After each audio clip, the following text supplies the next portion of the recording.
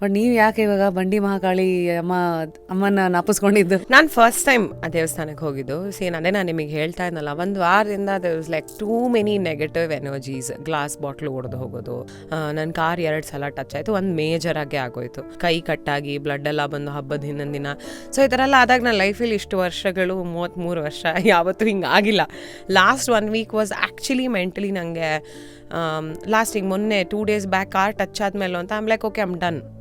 ಏನೋ negative energy ಏನೋ ದೆವ್ವ ಆ ಥರದಲ್ಲ, ಈ ಜನರಿಂದ ಬರುವಂಥ ನೆಗೆಟಿವ್ ಎನರ್ಜಿನ ಆ್ಯಕ್ಚುಲಿ ನಾ ಫೀಲ್ ಮಾಡ್ತೀನಿ.